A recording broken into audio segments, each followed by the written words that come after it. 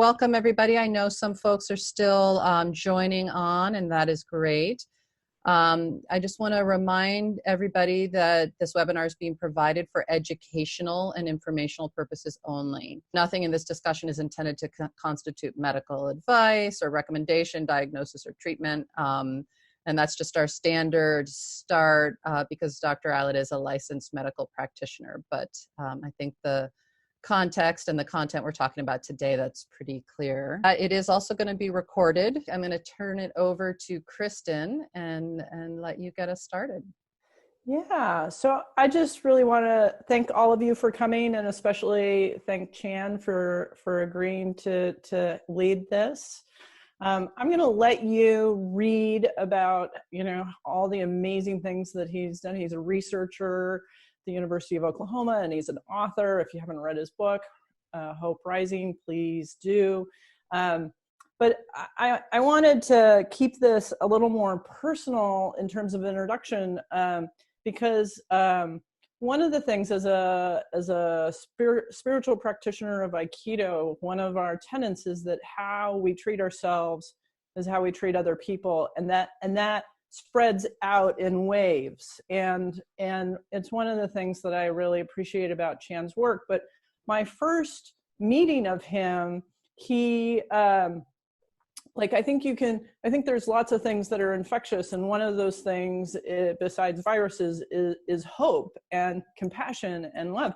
And the first time I saw him, he was sitting behind a table in Kitsap, and he was the keynote speaker, and he was clearly learning how to work a iPad and a Square thing to collect credit cards to sell his book, and he seemed to be new at it, but he somehow was staying really present with himself. But then what was remarkable to me watching this is that he would set it down. He would finally get the purchase done, and he'd set it down, and he would turn to the person in front of him as though no one else existed, and have this really intimate moment with them.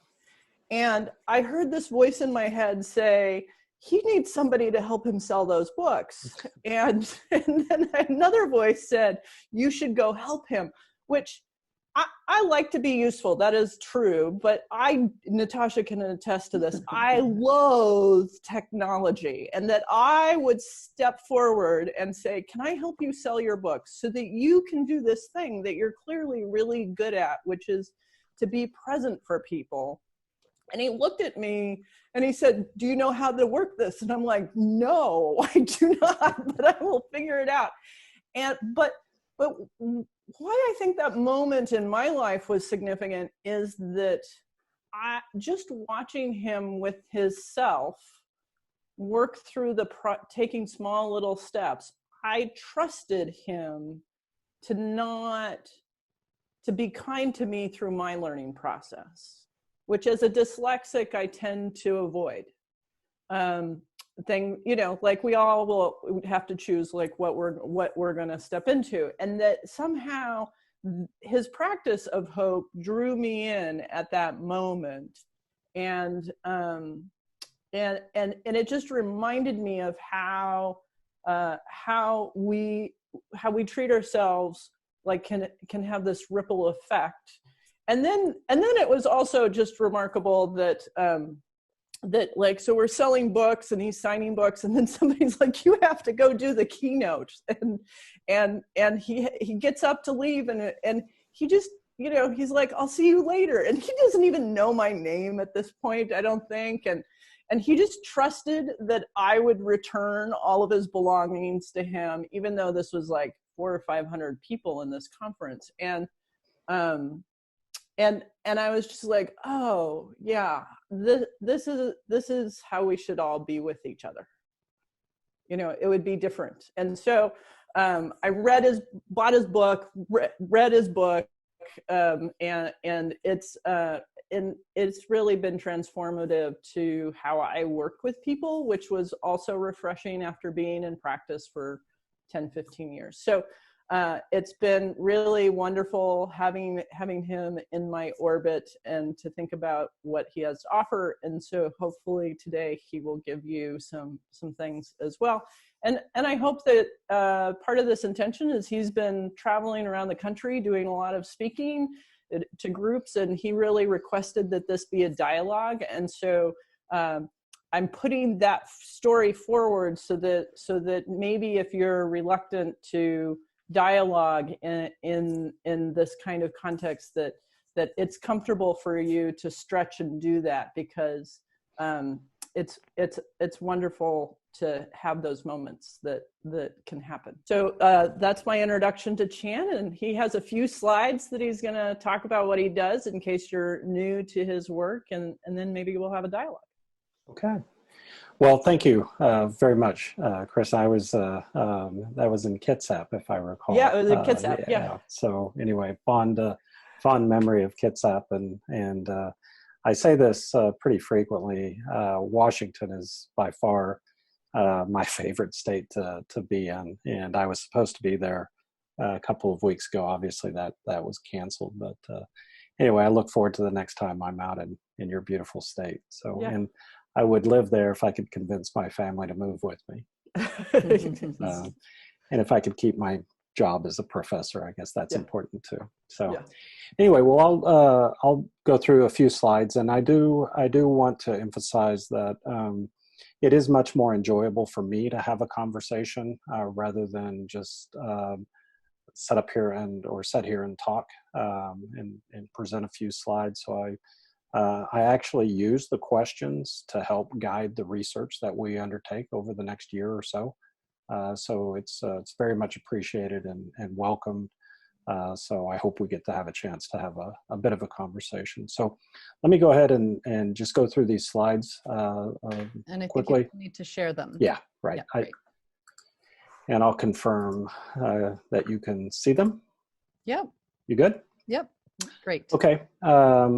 So just real quickly, I've been studying hope for a little over 10 years now.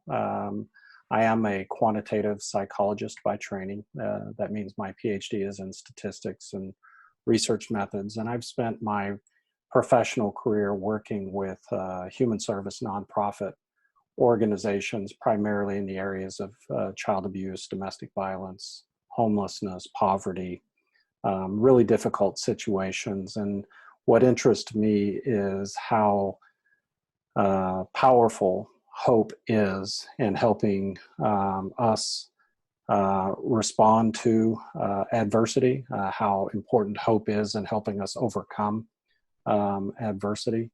And what I'll say is that hope is good for everybody. It's not just the trauma and adversity that I have focused my work on, but that's just where my kind of passion is doing that work. So so before I start talking, and this would be nice if you could put this in the chat, but when you think about the word hope, what I'd like for you to do is just think for a moment or two, what does that word mean for you? What comes to mind when you think about this word hope? And again, I encourage you to use the chat function to write that in, if possible. As you're also writing that in and reflecting on that, what I'd like to ask is, do you think that hope is a feeling that we have, or is hope more of a thought process, a way of thinking? And as you're typing, I'll ask you not to use the word both, because that's the one everybody uses, is that it's both. But I'd like for you to go ahead and make a commitment. If you were going to say, is it more an emotion or more of a cognition? Yeah, and here's the way we define it. Hope is the belief that your future will be better than today and that you have the power to make it so. So I think of hope as a way of thinking, not as a feeling, but a way of thinking. And the reason that that is so important is because hope can be taught. Hope is something that can be learned by children, by adults, by families, in different contexts. So thinking about that definition, hope is the belief that the future will be better than today. If we stopped there, that's optimism. It's the last part that really distinguishes hope. That is, that you have the power to make it so. And what I mean by that is that hope is actionable. Hope is something that we can take steps towards to achieve that future perspective. So if I want to break that down a little more, then hope is comprised of three basic ideas: goals, pathways, and willpower. Goals are really the focus of hope, and they can be either in the short term or the long term. We can be focused on things that we're doing today, things we're doing this week, things we're doing this month, or things that we're doing in much longer increments. The key to this idea is that the goal must be valued. And it's important when you're working with clients or working with children in particular, because we have to remember that it's the goals that they desire, not our goals for them. So the goal has to be desired by the individual. Once we have our goals identified, the question becomes, do we have the mental roadmaps necessary to pursue those goals? Do we have the pathways to identify how to get there from here? Pathways thinking also includes problem solving, so identifying what the barriers are and the ability to overcome that. And then the final part, willpower, is the mental energy that we have to engage in our pathway pursuits. Now, in psychological terms, the word that we use is agency, to be agentic. It's a pretty complex term. Comprises a whole host of different things like self-efficacy. I prefer the word willpower because it is that mental, it's that intentional energy that we put towards our pathways. And the reason I don't use agency is because I work with a lot of human service agencies, and we confuse whether or not we're talking about willpower or the organization. So goals, pathways, willpower. And that's the complexity of hope. It really is that simple. The idea is that you have to have both willpower and way power to be considered hopeful. You have to have both. So it may be that I'm highly motivated for the goal. I really desire the goal. I have a lot of willpower and energy that I'm putting into this goal that I desire, but I don't know how to get there from here. I don't have a strategy. We would consider that to be lower in hope because you have to have both. You have to have willpower and way power. Now, the other scenario is that we may have the pathways to achieve the goal. I'm just not interested in doing that work. I'm not motivated to follow that path. And so an example might be a fifth grade child who's not really motivated to study, not really motivated to use tutors, not really motivated to join study groups, all of these different pathways that can help them achieve a better grade. So again, lower in hope. So I just want to be clear that that hope is about goals, pathways, and willpower. So think for just a second how often you use this word, hope, how often we use it every day. So this would be another opportunity to use the chat function. So think about some of the ways we use hope. I'm in Oklahoma, obviously, and it's kind of stormy here today. And it might be that I would say, oh, I hope it doesn't rain today. Or if I meet you somewhere and I say, oh, I hope you're well. What I want to distinguish is that when we have willpower, when we're highly motivated for something, but we don't have the pathways, that's actually a wish. And so what I want to make sure we understand is the difference between hope and a wish. Hope is about action. It's about taking action to achieve your goals. Now, I'm going to go through these slides pretty quickly from this point on so that we can have a little bit of a discussion, but I want to give us a real quick example of how hope operates through goal setting, pathways development, and willpower. So what I'll ask you to do, and this example usually works pretty well. So what I'd like to do is ask how many of you, and I can't see everybody, but how many of you know how to drive or have attempted to drive a stick shift or manual vehicle, right? So being able to switch gears, to let that clutch out and to start. There's about 4 or 5 really key takeaways with this slide, so I'll really try to highlight these. So for those of you who've never driven a stick shift car, what I would ask is, can you imagine yourself trying to do that? Can you imagine yourself letting that clutch out? And here's the first key takeaway. Imagination is the instrument of hope. We have to be able to imagine the future in order to begin to pursue it. So let's assume that here's our goal. Our goal is we want to drive, but the only pathway we have available for us is this stick shift car. If we're going to drive, we're going to have to navigate that.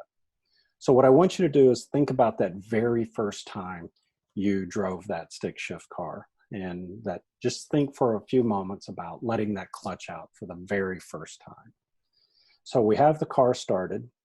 We have the clutch depressed. We'll assume that you're in first gear, because it could be third gear, it could be fifth gear, but we'll assume you're in that first gear.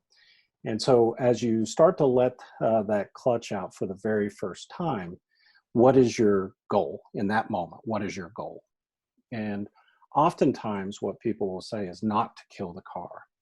And so what I want to highlight is we tend to set goals in one of 2 ways. We either set achievement goals or we set avoidance goals.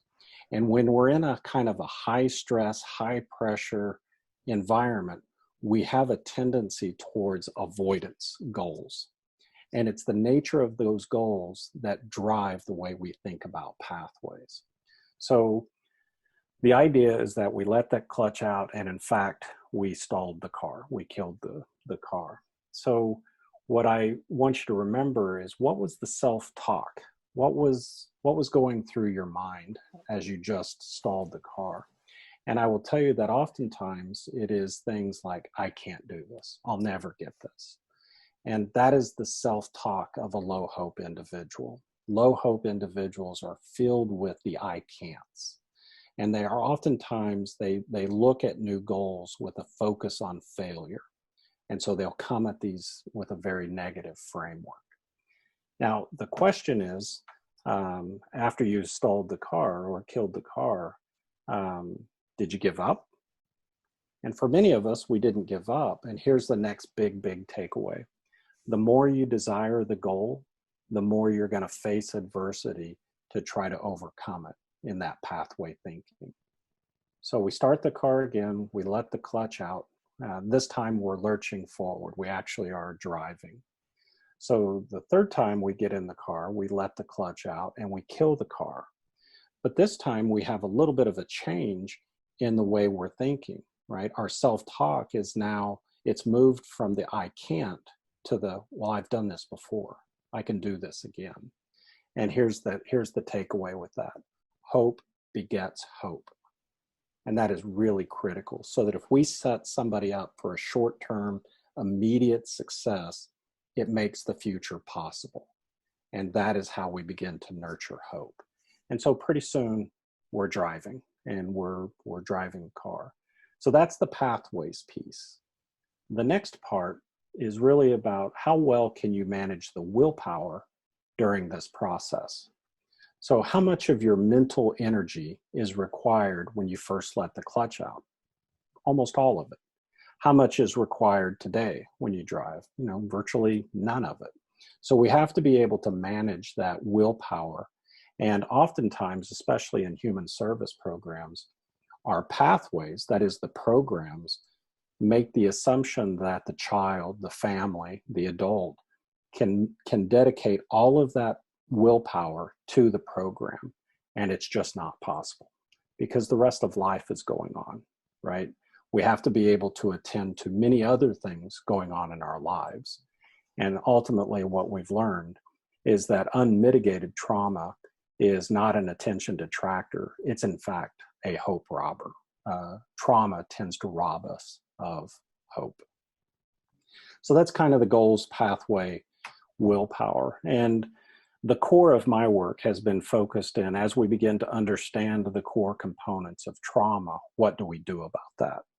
And my work has been focused on how do we nurture hope in the context of adversity and stress. And so hope is what we do about that. So this will be another opportunity for you to use the chat room. And so this is a question I ask in every presentation that I give. So go ahead and type in if you have a chance, or we can think about what is the opposite of hope. And Natasha, if you don't mind, can you just maybe see what pops up? Apathy, despair. Despair, okay. Despair is usually despair what again.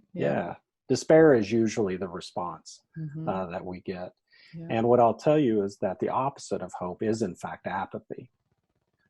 Despair is still a piece of hope. That is, we still desire the outcome. It's just that our goals have been significantly blocked. Apathy, by the way, is when we believe that no matter what we do, the outcome has already been decided. No matter what we do, we're going to fail at the goal. So why try? And that is the complete loss of motivation towards a goal. So real quickly, what the focus of my research has been on is where do we focus our attention? And this is the willpower piece. So on any given day, at any given moment, where is your mental energy going? So what I'll ask you, and I'm going to wrap this up pretty quick so we can talk, but what I'd like for you to do is to take, and I'm going to give us about 20 or 30 seconds, but what I'd like for you to do is to close your eyes for a moment and just let your mind wander. And at a particular point, I'll bring us back. So just let your mind go.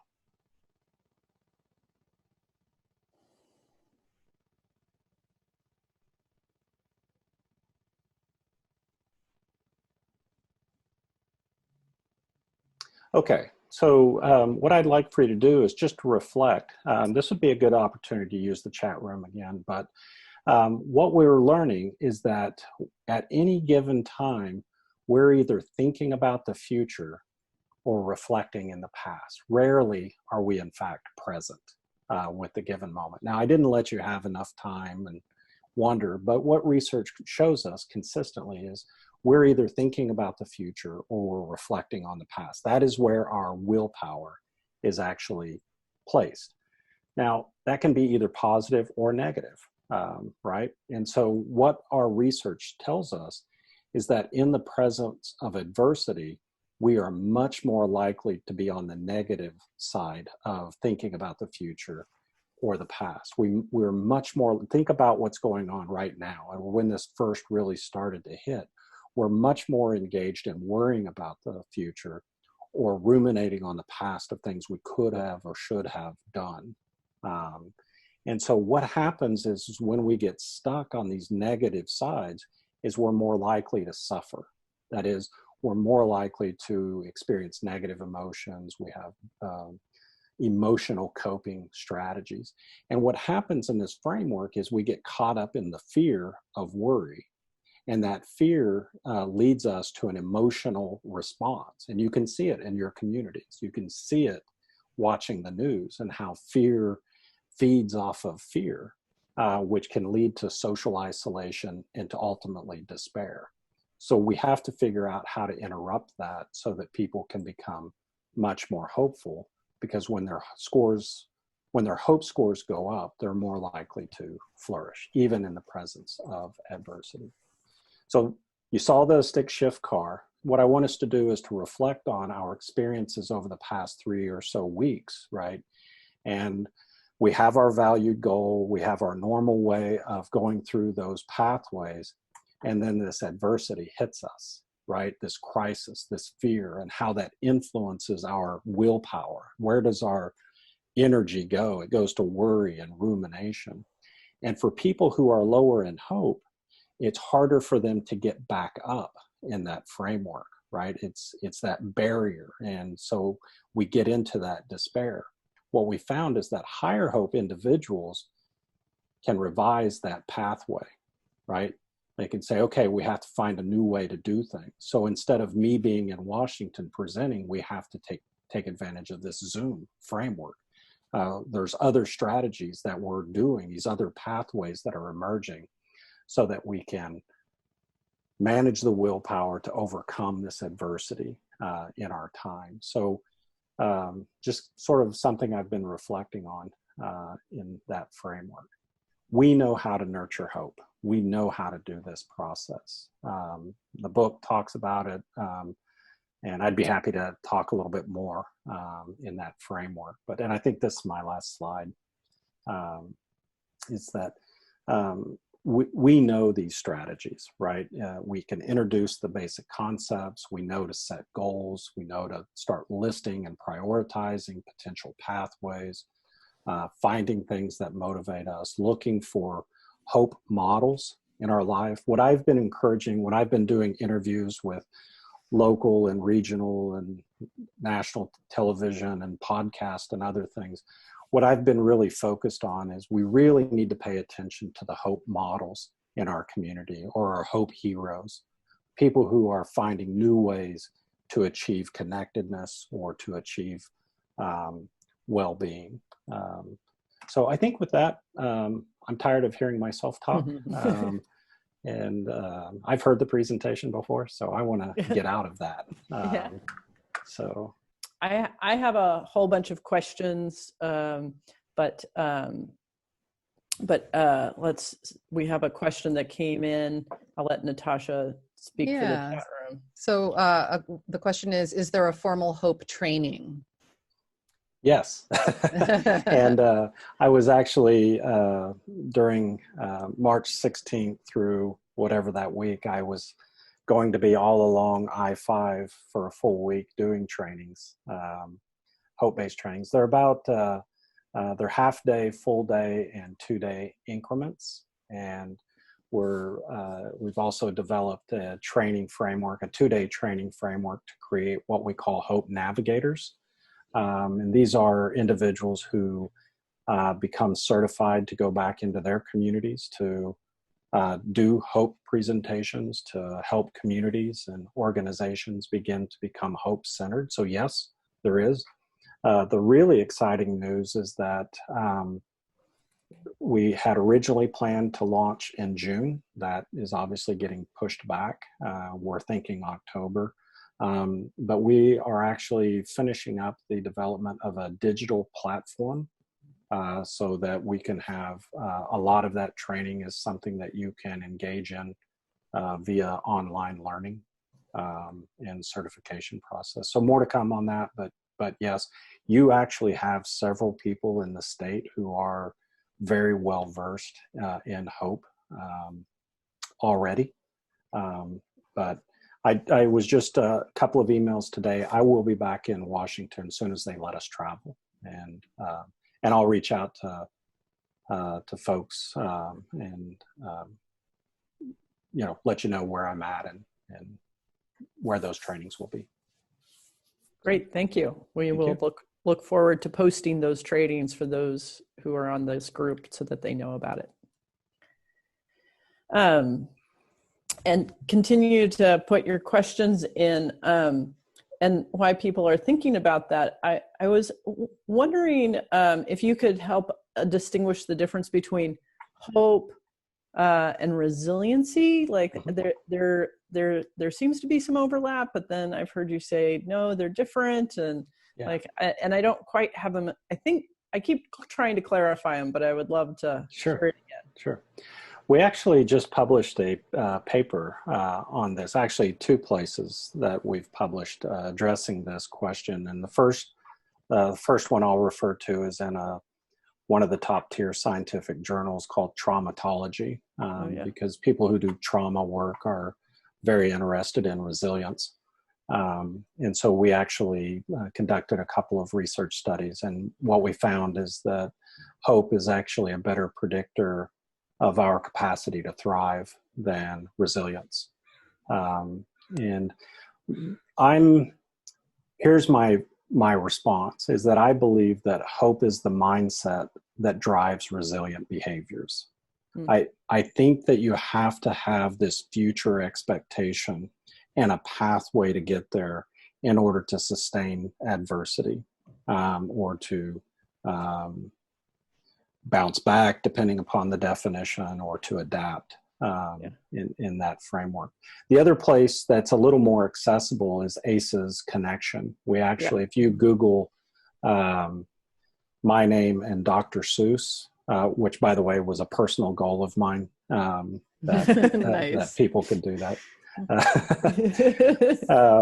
But the single best book ever written on hope is "Oh, the Places You'll Go" by Dr. Seuss. I think that is just a fantastic book. And we actually address it with ACE's Connection there as well. And I will tell you that my co-author, I am much more sort of verbal about the differences between those.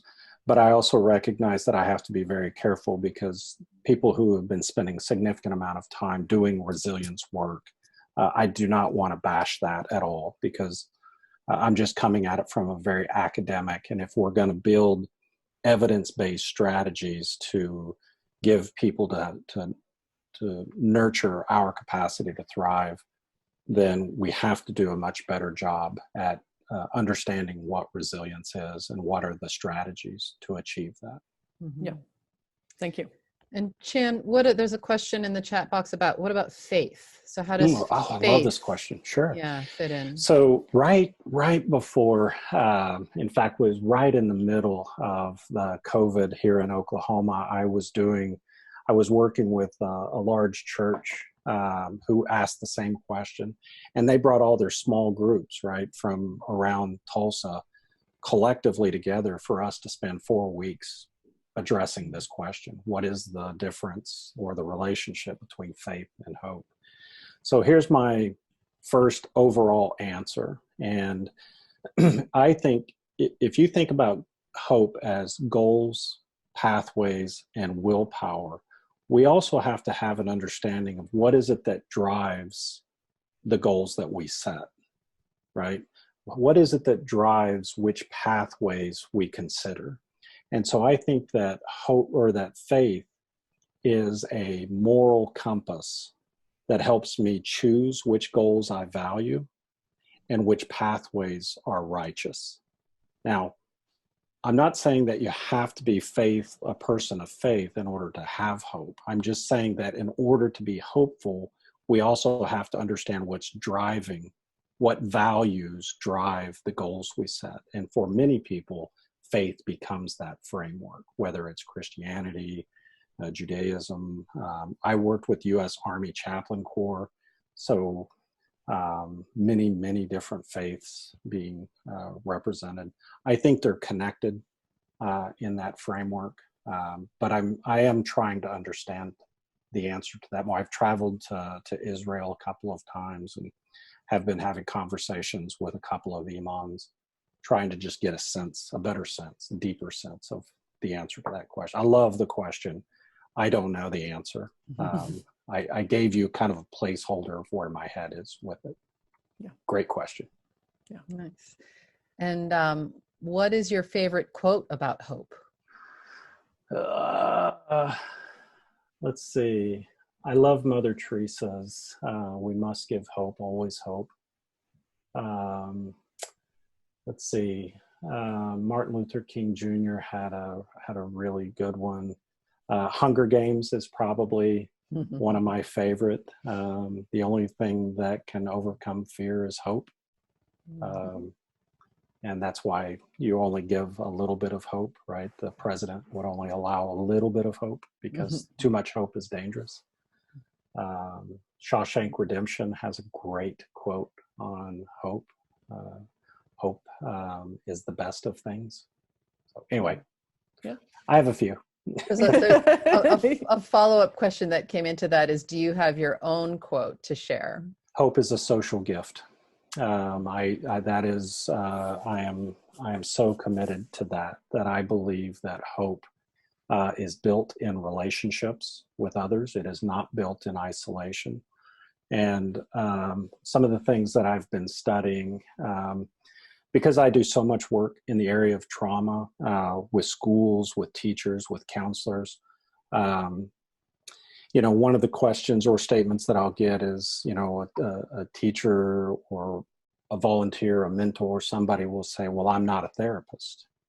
And what I'll talk about is that all of us have the opportunity to interact with somebody very informally for such a short amount of time. That can be such a therapeutic moment for that individual, right? A simple, authentic recognition that that person matters can be so powerful. Hope is a social gift. If you have my book and have a signature or have me sign it, you'll see that I will tell you to thank you for sharing the gift of hope.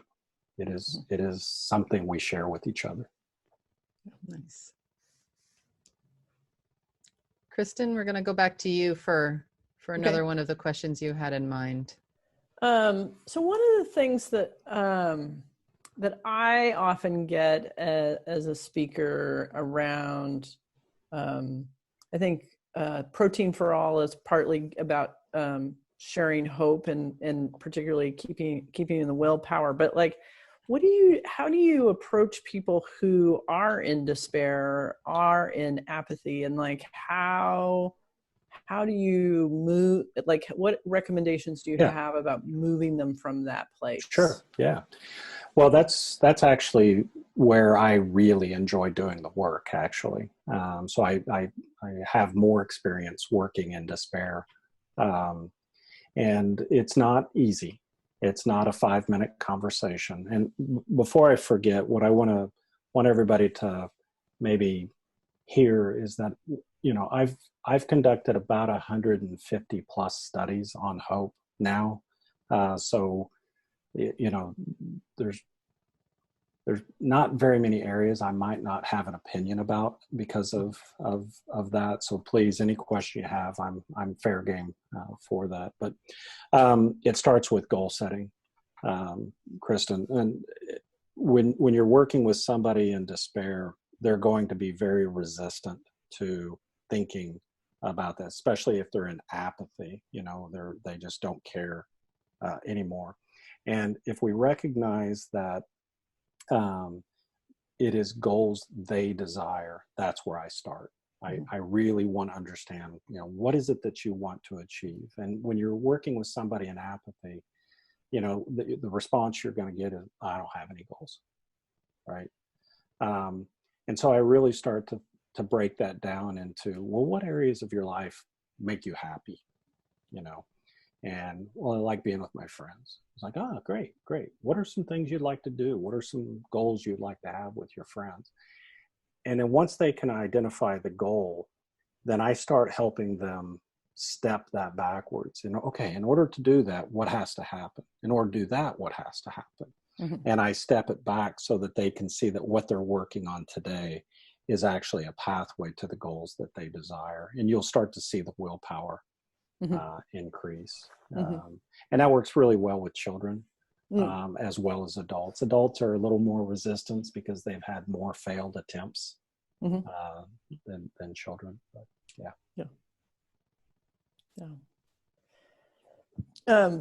How do you talk to people about those failed attempts? Like, it's this kind, as somebody who studies the brain, like one of the things that I know is that like the brain learns from failure, but like nobody wants to hear that. Well, and if you have a history of failed attempts in a less than supportive environment, it has a little different effect than if you have failed attempts in a certain, so there's kind of some nuances there. But One of the things that I'll also do is I'll ask somebody, maybe I'll ask everybody in this group to think about a time in your life when you've overcome something really, really hard and you've achieved that goal, right? Something that nobody else expected you to be able to do, but when was a time? And then what I do is I just start to break that apart into the goals, pathways, and willpower. What were your goals? What was, did you have any barriers in that? Did you have to change your pathways? Because what I'm going to do is start getting into a conversation to hear that individual who's actually overcome things before. They're a hopeful person. They just have to remember it, right? Nice. They have this skill.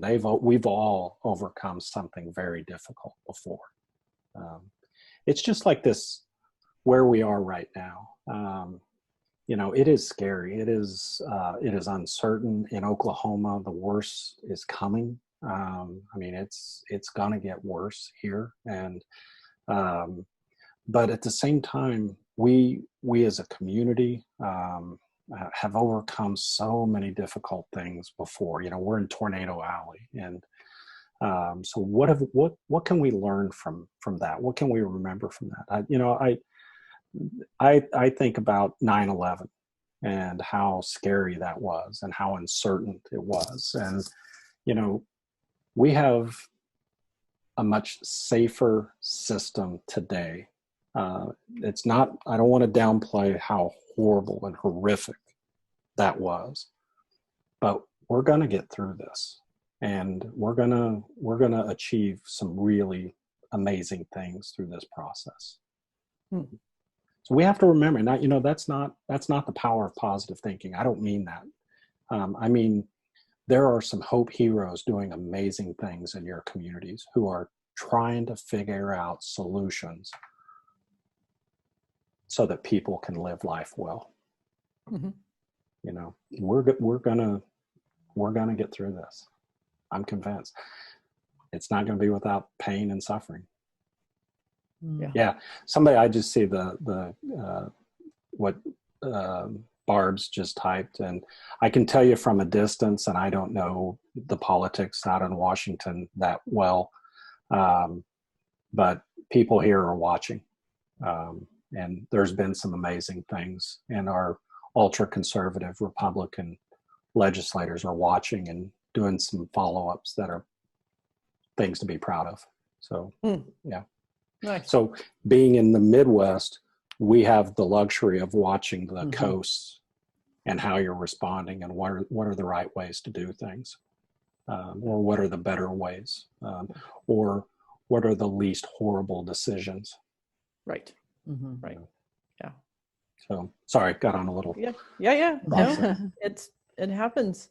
And again, anybody can answer a question, but that, to me, that leads into one of the things we were talking about is, so we've been talking about sort of those one-on-one connections with people and like cultivating, but like when we were prepping for this, you were referring to a communication strategy of hope, for groups of people, and how maybe your state is thinking about that. I don't know if you want to touch upon that, or yeah. So we've started to really, and I'm working with our Oklahoma Department of Human Services, which is our largest state agency. It is it's Child Protective Services, Adult Protective Services, TANF, a whole host of. It's our largest state budget. And so the idea is, how do we begin to think about our communication strategies from a hope-centered framework? And what we have to remember is that it's so easy for us to get caught into that emotional response of fear, which then leads to this idea of despair and isolation. So we have to figure out strategies that are more problem-solving, solution, framework. Start being intentional about our hope in that framework. So We actually, from our governor, again, very conservative, Republican-led, has made the initiative is called Hope Rising in our state. The First Lady has made that her platform, and so they're taking on strategies and using the language of hope very, very intentionally. So I'm not sure I'm really answering your questions, but yeah. Can you give us an example of what that might look like? Let's see. So one of the things that DHS is doing is they are, and they actually refer to them as Hope Heroes. So a supervisor from the front lines can identify a frontline worker, a community member, or somebody who is overcoming a barrier. So, right now with the shelter in place that we have, families are not safe at all. And so how do we do home visits? How do we do these things? And so what they've found is that these frontline workers are coming up with very creative solutions. So they're basically identifying those, giving them space and visibility within the larger system, and identifying them as hope heroes. And again, not from a framework of positive thinking, but on the creativity, the problem solving, and being driven by the value system of child welfare, that children are going to be safe, right? That's what's driving. Again, I'm not sure I'm giving you very specific things, it's good. Yeah, I think that's a good example of, I one of the exercises that I often do with people is, we can easily identify the people who get in our way and annoy us, right? Like we like to go home at night and complain about them.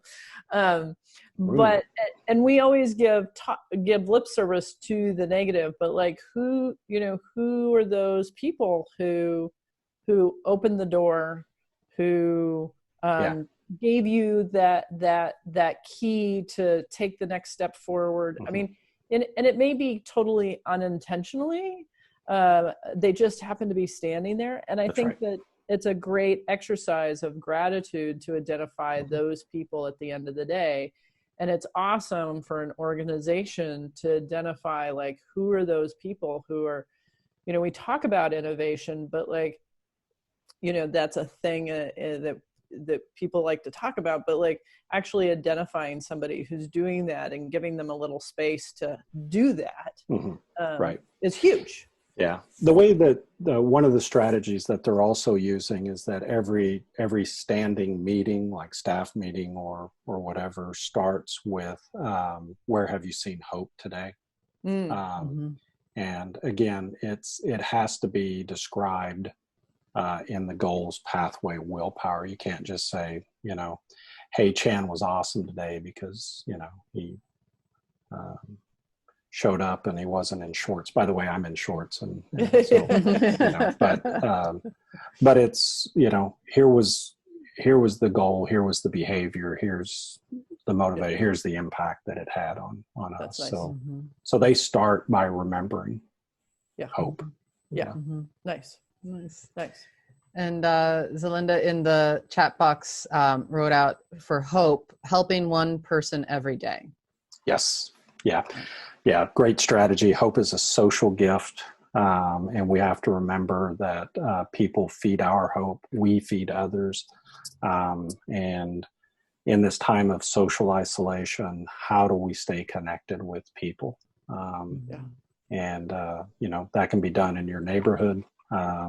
We have people in my neighborhood who will reach out and, who needs groceries? I'm going here. Who needs X? We have some elderly people in our street who, will drop stuff off in front of the garage and step away and smile. There are ways to do this. We can do this. Yeah. The beautiful thing about hope is it's such a core part of who we are anyway. Right. Right. It's, Yeah. I would argue that most of you are already doing a lot of this work, right? It's just, how do you start thinking about it very intentionally, that what you're doing is hope. And there are 2,000 published studies showing that hope is the single best predictor of our capacity to thrive. So Nice. And I was talking to somebody about your work, and I think that it's your work has revealed a fundamental principle of being human, like, because when we were in small tribes, like, isn't that what we were doing? Right? Oh, we want to not starve next winter. So like, how are we going to arrange this as a community? And we had to do it as a community. And I think in this moment, like sometimes, before this moment, we became forgetful of how many people helped us manifest our lives. Yeah. Right. Wow. So I was kicked out of college my freshman semester because of my grade point average. I gave the graduation speech to that university in December, which was pretty amazing. And my speech was titled "Grace and Second Chances," right? Because we're all sitting here as a result of the second, third, and fourth chances that somebody, or in my case, throughout my life, if you've read the book, you know my story of being homeless and a lot of adversity. And I'm here because one or two people at key times in my life gave me that therapeutic moment. And, we just so have to embrace that hope is a social gift. Yeah. And we need to give it as much as we need to receive it. That's right. Yeah. The data's actually good on that. If you serve, you give, you will receive. In December, I think it was, I heard a podcast with our former Surgeon General, whose name I can't say right now, but he was talking about the impact of the epidemic of loneliness, which we're of course now just adding to and figuring out in different ways and calling out in some ways. But one of his solutions was to serve, right? Like is you connect, you reach out and connect, and so that helps, right? And in that connection, hopefully you're bringing hope to yourself and others. Yeah. What other questions do people have? I'm having a great time chatting with Chan, but we've got 28 other people in the room. Like someone else, I'm sure, has their own experiences and their own curiosities. There's a couple of people in the room that I would love to encourage to have a conversation with Chan, because I want to hear more about their work. So I'm going to see it just.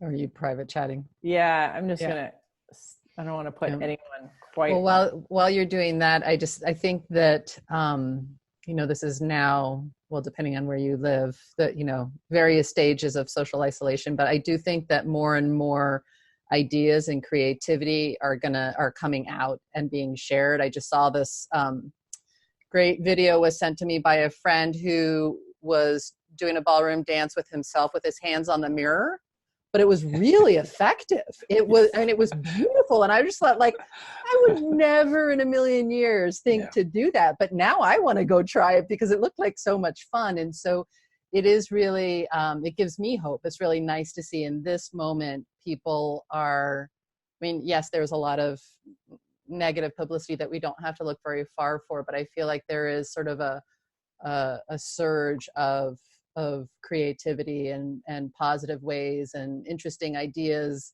of things to do to stay connected with each other, and then also to maybe as important, I think, is to improve our relationships with ourselves and find a way to be okay with maybe a little bit more time with ourselves than some of us may be comfortable with. And so I just been really appreciating that recently.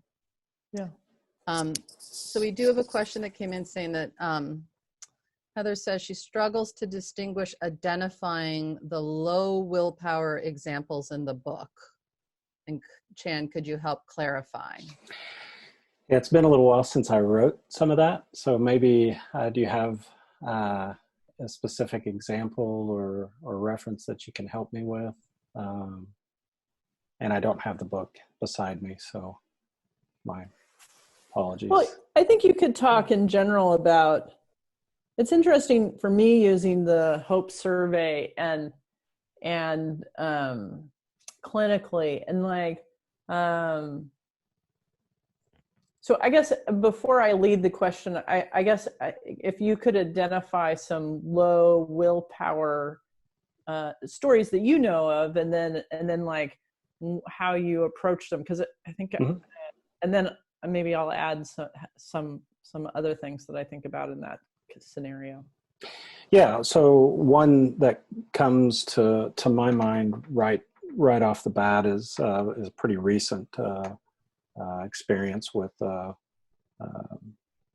organization that I'm working with, and so you have a parent who is trying to work towards reunification with their child, and so the child welfare system has all of these pathways that the parent has to achieve, and so when you talk to the parent is I want reunification. You know, you see and you hear the desire. The problem is that they just won't engage in the work. They won't, they don't show up all the time, and when they do, they're kind of lethargic and kind of disengaged, and and so it's a low willpower situation, and not a lot of motivation, not a lot of mental energy to that. And so what we did was we basically laid out those steps, just like the stick shift graph that I had up there, all the little sub benchmarks.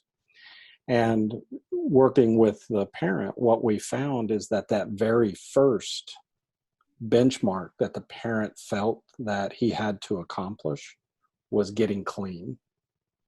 And that parent had tried multiple times to quit using substances and failed many, many times. And so while he desired the outcome, he was convinced he couldn't overcome that first step. And so he had basically given up, low willpower. So what we did in that context was we made getting clean the goal.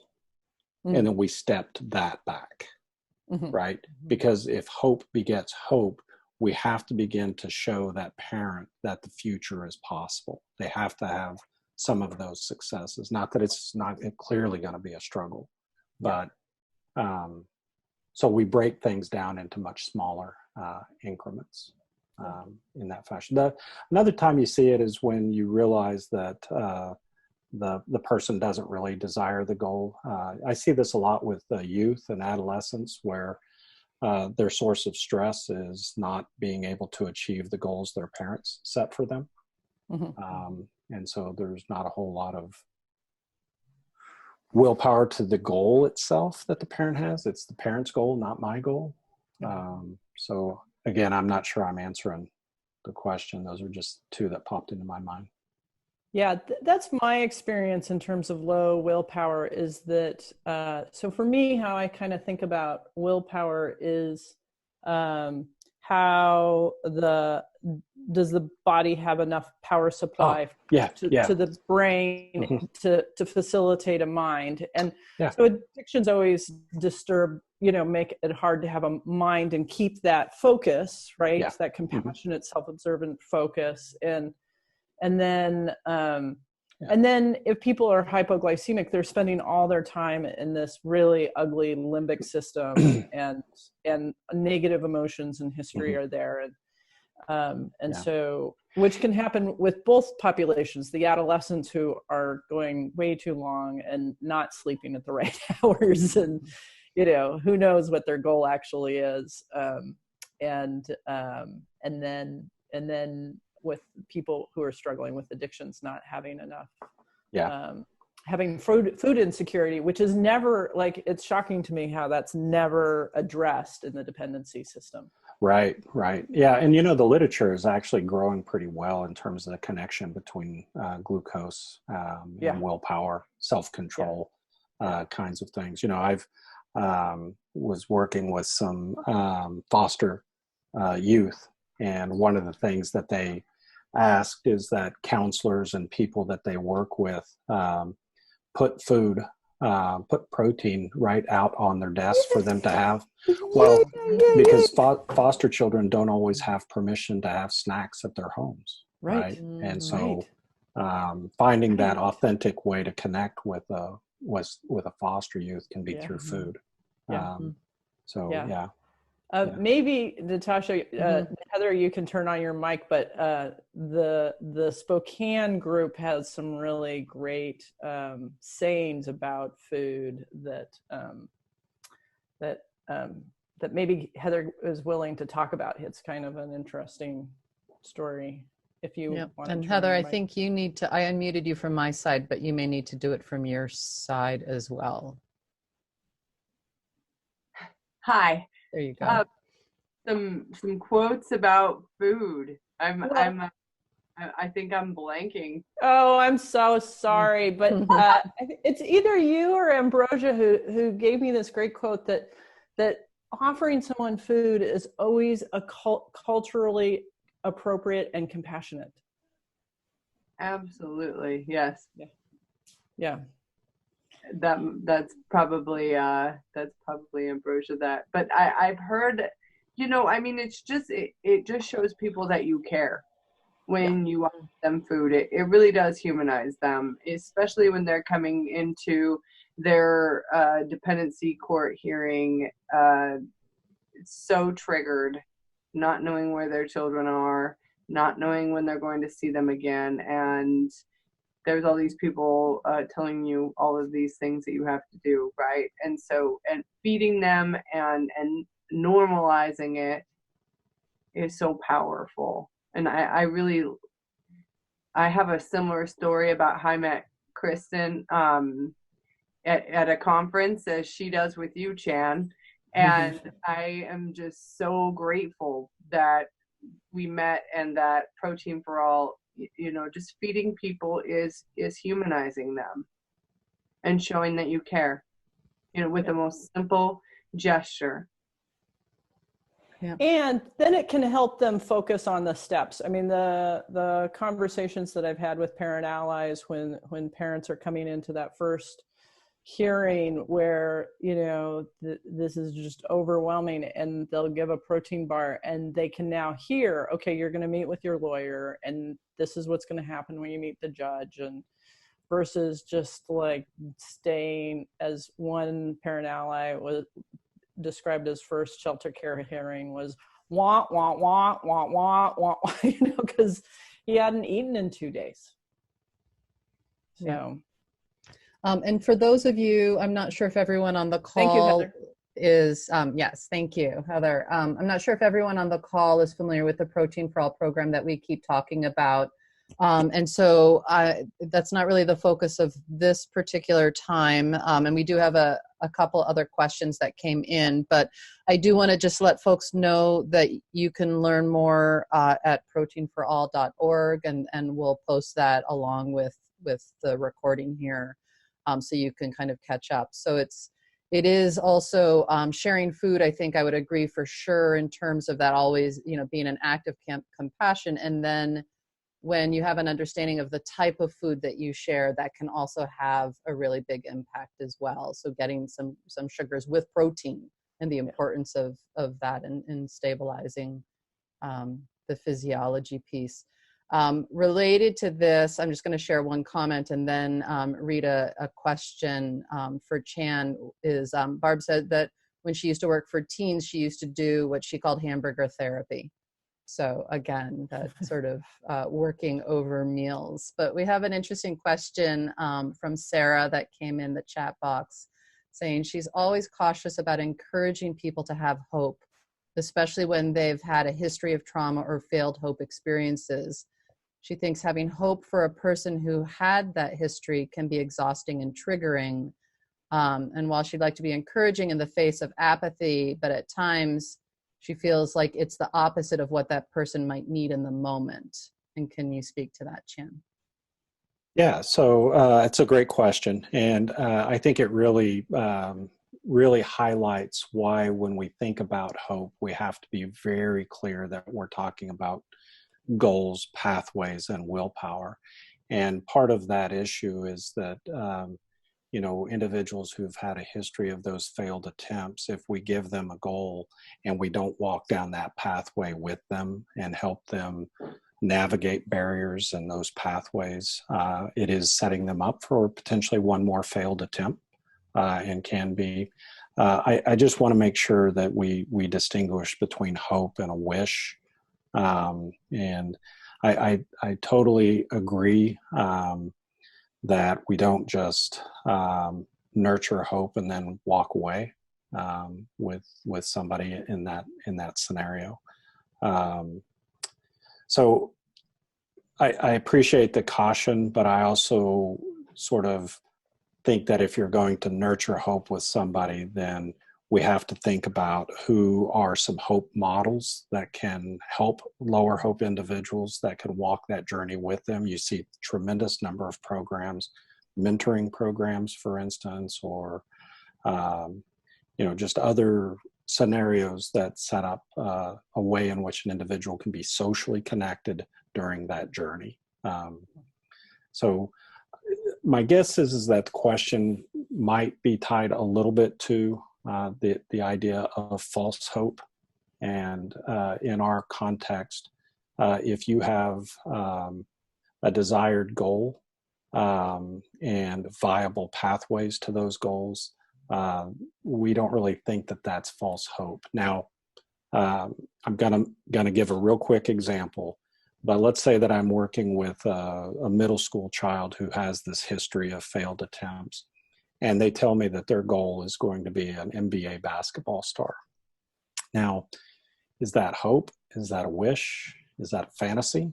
What I would argue is, let's go back to that stick shift slide where we have all of those arrows, which are the sub goals. And if that child is going to be an NBA basketball star, then the first thing they have to do is get drafted. If we step that back, and that's what we call it, is stepping, but step it back so that getting drafted means that I have to play. In order to play, I have to be on a team. In order to be on a team, and you step it back so that the first step is, let's say, being in school, right? You have to be in school. We recognize that each and every one of us have the capacity to re-goal, but by going down that journey, we're building skill sets that allow them to be successful in that re-goaling. Mm-hmm. But you got to walk with them. You can't let them walk alone. Thank you. That's really a helpful example. What other questions do people have or want to dialogue with? We're going to go, we originally set this up for 75 minutes. Yeah, so we have about 5 minutes more. Oh, okay. So as people are kind of thinking about that, this is a large enough group. Chan, I don't know if you have a particular way that you like to wrap things up, but one of the things that I always like to wrap things up with is to have everybody put, who wants to put in their chat box, like, what are they leaving with today in terms of like some tangible action or some little nugget. And I do that for me and them because one, I desperately want to be useful in my life, and that's like me. And two, what studies show is that if we tell somebody that we're taking home an action or we're taking home something, we're more likely to use it and own it. And so And so while folks are thinking about that, and you can start putting that in the chat box if you'd like to, we did have a question from Sarah saying many times she only works with clients one time. And so do you have suggestions for a response to apathy if you're not going to have an ongoing relationship? Oops, and Chan, I think somehow you got muted. I don't know if I did that. Yeah, no, Oh, I did that. My coworkers at home were being a little noisier, Oh. which included my 11-year-old granddaughter. Nice. So I actually do a lot of work with organizations that only touch somebody one point in time, and you've got to figure out where you are in the pathway piece of that. And recognize that if you only touch them one time, what is the step or the sub goal that is your responsibility in their journey towards well-being? And you know, I think about receptionists in a domestic violence facility, for instance, and their job is to sort of direct traffic as people come in. But for them, it's creating an environment that nurtures hope, right? Because the client came in through the front door with a little bit of an elevated hope. So how do we create a scenario or a relationship or a moment in time that encourages them to take that next step? So I don't understand, or there's not enough time for you to explain exactly what you do so that I could understand the complexity of that. But each and every one of us can have the opportunity to have that therapeutic moment with somebody, and we should be intentional about that. Yeah. Yes, nice. I totally agree. It's amazing how much like one touch can be if we recognize that moment. And sometimes we don't even recognize that moment; it just happens. So, so a couple people are writing in what they are taking from this group, and which is exciting. I see that someone's talking about becoming a Hope certified Hope navigator, which I also am like, oh, that's what I want to do in the fall, and I'm so excited that it's going to be virtual. But thank you, everybody. This has been a really wonderful dialogue. We will be posting this. I will let Natasha sort of explain that process. And yeah, so for those of you who are new to our community, feel free to go to either KristenAllott.com or proteinforall.org to learn more about what we do. On both of those websites, which have slightly different focuses, but a lot of overlapping information and material. It's on those blogs, which is where we'll be posting the video and the dialogue as well as the slide deck. So that's where you can look for them. And then if you would like, you're always welcome to join or sign up for our newsletter and stay in touch on future webinars and learning that we offer. Yeah, so I think those are the two places for people to learn more about what we do and to stay in touch. Yeah. And then as well, through those newsletters for those two different groups is where we'll be sharing once Chan has his schedule or knows if a training is going to be available online or when he's going to different states. I know a lot of you today are from Washington, but not everybody. We'll be sharing that information out as well. So there'll be ways to, remain connected to Chan and what he's doing. And then we'll also be announcing when Chan has his own newsletter and stuff set up, which I know he's working on. So until then, we'll be very excited to share that, but you can also stay in touch through our network. Thank you, everybody. Thank you for the time and the opportunity. Yeah. Thank you.